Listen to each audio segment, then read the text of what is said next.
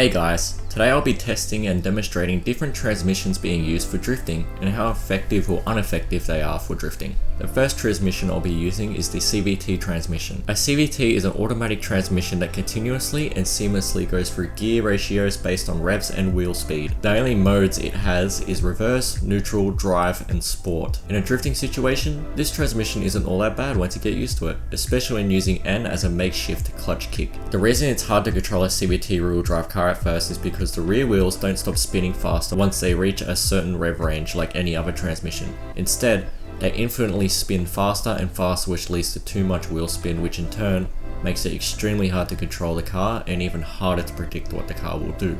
In my testing, easing off the throttle or tapping it before it reaches the rev range the CVT uses to go to a higher gear ratio keeps the wheels at a predictable and controllable wheel speed. The next transmission is auto. Commonly, you will have 6 modes: 1, 2, drive, neutral, reverse, and park. If you select 1, the car will stay in first gear. However, in second, it will stay in second until you lose revs and then it will shift down on you.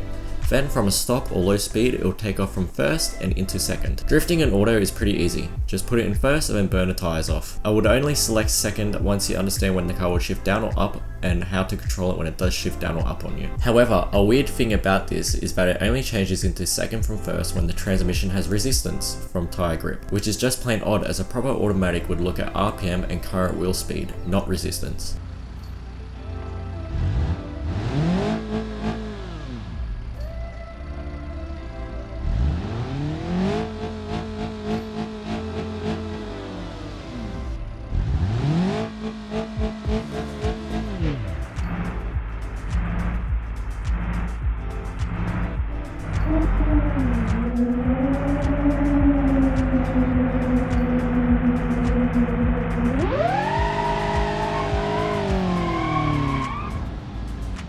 The third transmission is DCT. It's pretty much an auto with actual gears. It has reverse, neutral, drive, sport, and then the actual gears to select. Drifting at DCT is pretty much the same as an auto, except it actually uses the RPM and wheel speed to calculate whether to downshift or not.